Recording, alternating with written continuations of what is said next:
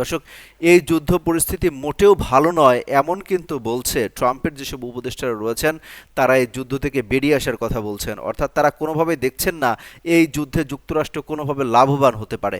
যদিও মার্কিন president Donald Trump তিনি বলেছেন যে হরমুজ প্রণালী তিনি দখলে নিতে চান, এমন আগ্রহের কথাও জানিয়েছেন, কিন্তু ইরান এত সহজে ছেড়ে দেবে না যে তুমি এসে আমার দেশে দাদাগিরি করবা, সেটা কোনোভাবেই বরদাস্ত করা হবে না।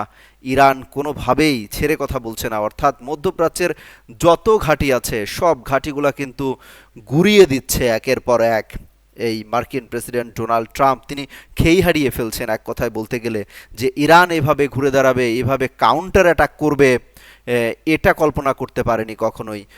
একই সাথে ইসরায়েলে কিন্তু ব্যাপক পরিসরে হামলা চালানো হচ্ছে, একের পর এক ইসরায়েলে হামলা হচ্ছে।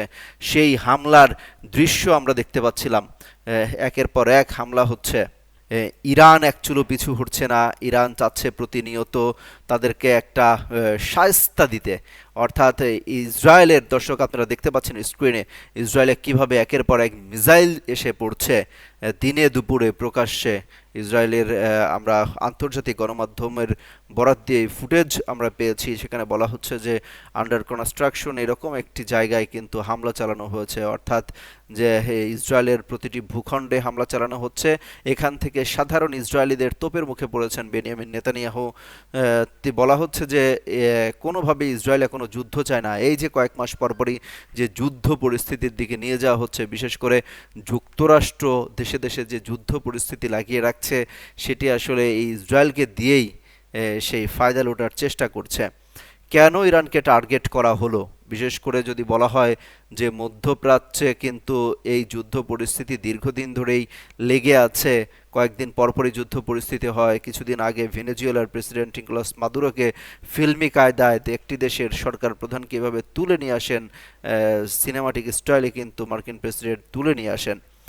সেখানে সবথেকে বড় স্বার্থ ছিল কিন্তু তেল, অর্থাৎ ভেনেজুয়েলার যে তেলের যে ডিপো রয়েছে সেগুলোই মূলত দখলে নেওয়ার জন্য মার্কিন প্রেসিডেন্ট ডোনাল্ড ট্রাম্প তিনি এই পায়তারগুলো করছেন। একই সাথে ইরান যেন কোনোভাবেই রাশিয়া, চীন এদের সাথে যেন ব্যবসাটা করতে না পারে, তাদের তেল বিক্রি করতে না পারে, এই জন্য কিন্তু প্রতিনিয়ত চাপে রাখার চেষ্টা করেছেন মার্কিন প্রেসিডেন্ট ডোনাল্ড ট্রাম্প। ইসরায়েলকে দিয়ে হামলা চালিয়েছেন। দর্শক, এই যুদ্ধ পরিস্থিতির আসলে নতুন করে সূত্রপাত কেন হলো, এটা আরেকটু জানিয়ে রাখতে চাই। যারা যুগান্তরের দর্শক রয়েছেন তাদের মনে অনেকটা প্রশ্ন, এই 10 দিন 12 দিনের যুদ্ধ আসলে কোত্থেকে শুরু হলো, কেন এই যুদ্ধটা আসলে শুরু হলো, এই 10 দিন আগে 11 দিন আগে যুদ্ধটা শুরু হলো কোন পরিস্থিতি থেকে।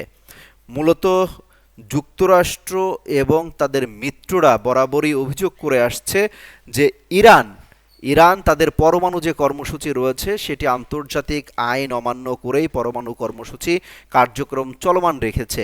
এই কার্যক্রম চলমানের ক্ষেত্রে তারা একটা হুমকি মনে করছে, যদি ইরান এই পরাশক্তির দেশ হয়ে যায় তাহলে ইসরায়েলকে গোনায় ধরবে না এবং মধ্যপ্রাচ্যে মার্কিন যে আধিপত্যবাদ রয়েছে এটি তারা ফলাতে পারবে না। এই কিন্তু একটি শঙ্কার জায়গা থেকে কোনোভাবেই যেন ইরান পরমাণু কর্মসূচি কার্যক্রম না চালাতে পারে, এটার জন্য কিন্তু যুক্তরাষ্ট্র বরাবরই চাপ প্রয়োগ করে আসছিল এবং নিষেধাজ্ঞার আওতায় নিয়ে আসছিল, ইরানের উপর একটা বড় ধরনের চাপ ফেলছিল।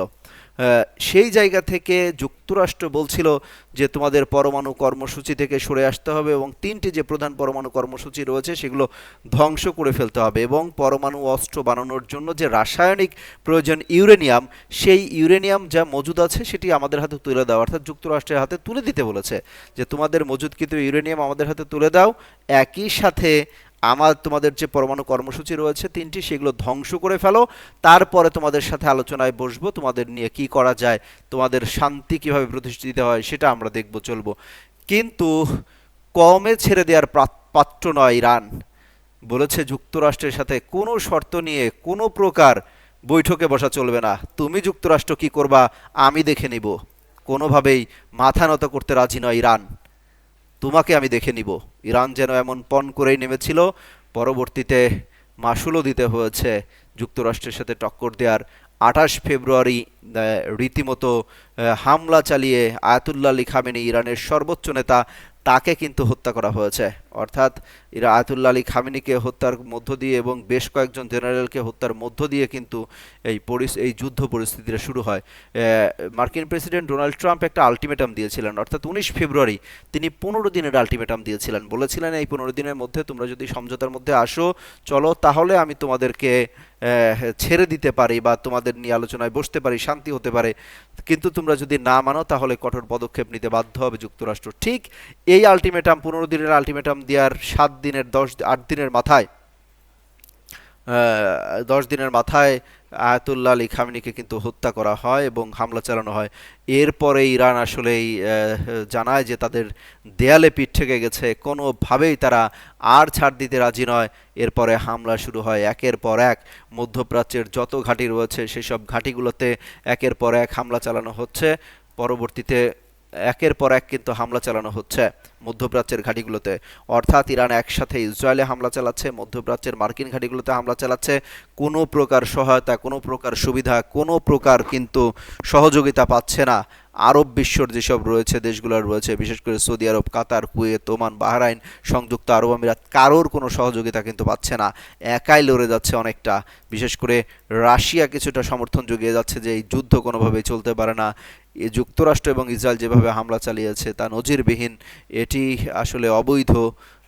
এই কথাগুলো বলেছে উত্তর কোরিয়া, বলেছে চীন, বলেছে, অর্থাৎ ইরানের পাশে এই দেশগুলো রয়েছে। একই সাথে ইরাক কিন্তু সরাসরি সমর্থন জুগিয়ে যাচ্ছে। ইরাক বলছে তাদের ভূখণ্ড ব্যবহার করে কোনোভাবেই কিন্তু হামলা চালাতে দেওয়া হবে না, অর্থাৎ কোনোভাবেই যেন যুক্তরাষ্ট্র এবং ইসরায়েল ইরাকের মাটি, ইরাকের ভূখণ্ড ব্যবহার করে হামলা চালাতে না পারে, সেই কথা বলেছেন কিন্তু। অর্থাৎ এই যে যুদ্ধ পরিস্থিতি, এই যুদ্ধ পরিস্থিতিতে মার্কিন যেসব উপদেষ্টারা রয়েছেন ডোনাল্ড ট্রাম্পের, তারা বলছেন এই যুদ্ধে কিন্তু এখন ভালো দিকে যাচ্ছে না, ভালো হচ্ছে না, এই যুদ্ধে লোকসান চলছে। এই যুদ্ধ থেকে যত দ্রুত সম্ভব ডোনাল্ড ট্রাম্পের উচিত বেরিয়ে আসা। একই সাথে ইসরায়েলিদের তোপের মুখেও পড়েছেন বেনিয়ামিন নেতানিয়াহু। সেখান থেকে বলা হচ্ছে যে তারা আর যুদ্ধ চায় না, তারা আর মরতে চায় না, তারা 2 দিন পর পর আর বাংকারে লুকাতে চায় না, তারা স্বাভাবিক জীবনযাত্রা নিয়ে বেঁচে থাকতে চায়। আজকের সবথেকে যে গুঞ্জনটি বেশি ছড়িয়েছিল সেটি হচ্ছে ইসরায়েলের প্রধানমন্ত্রী বেনিয়ামিন নেতানিয়াহু তিনি বেঁচে আছেন নাকি মারা গেছেন। তার মৃত্যুর হয়েছে বা তিনি গুরুতর আহত হয়েছেন, এরকম 5টি ইঙ্গিত কিন্তু দাঁড় করানো হচ্ছিল। পরবর্তীতে টাইমস অফ ইসরায়েলের যে গণমাধ্যম, তারা 9 তারিখের অর্থাৎ গতকালের একটি ছবি কিন্তু প্রকাশ করেছে। তারপর থেকে সেই গুঞ্জনটা উড়িয়ে দেওয়া হয়েছে, এক কথায় বলা যায়। আমি যদি আপনাদেরকে আরেকটু জানাতে চাই যে এই ইরানকে ঘিরে কিন্তু যুক্তরাষ্ট্র দিনের পর দিন, সময় কিন্তু বলে আসছে যে ব্যাপক হারে হামলা চালাবে, অর্থাৎ আবার নতুন করে মঙ্গলবারকে কেন্দ্র করে কিন্তু ব্যাপক হারে হামলা চালানোর কথা বলে আসছে। অর্থাৎ আজকে আবার নতুন করে ব্যাপক হামলা চালানো হবে, সেই তথ্য কিন্তু জানিয়েছে যুক্তরাষ্ট্র। এটিকে আসলে ফাঁকা আওয়াজ বলছে, অর্থাৎ যুক্তরাষ্ট্র যা করছে বা যা পারবে তার থেকে 20 গুণ ফাঁকা আওয়াজ দিচ্ছে, এমনটা কিন্তু ইরান দাবি করছে। ইরান বলছে, অর্থাৎ এই যুদ্ধ থেকে এক চুলো কিন্তু ইরান পিছু হটবে না, সেই কথা বলেছে যুক্তরাষ্ট্র। টুটি চেপে ধরার চেষ্টা করেছিল ইরানের, যেভাবে আগে বলেছি, যেভাবে সিরিয়াতে হামলা চালানো হয়েছে, যেভাবে আফগানিস্তানে হামলা চালানো হয়েছে, লিবিয়ায় হামলা চালানো হয়েছে, ইরাকে হামলা চালানো হয়েছে, ঠিক একই পরিস্থিতিতে কিন্তু নতুন করে এই ইরানের উপর হামলা চালানো হয়েছে সবার আগে। অর্থাৎ কোনো ধরনের উস্কানি ছাড়াই হামলা চালানো হয়েছে এবং ডোনাল্ড ট্রাম্প তিনি দাবি করেছেন, তিনি বলেছেন যদি ইসরায়েল যদি ইরানে আগে হামলা না চালাতো তাহলে ইসরায়েলকে ধূলিসাৎ করে ফেলতো, ধ্বংস করে দিত, এমন একটা যুক্তি দাঁড় করানোর চেষ্টা করছে এই হামলাকে জায়েজ করার জন্য।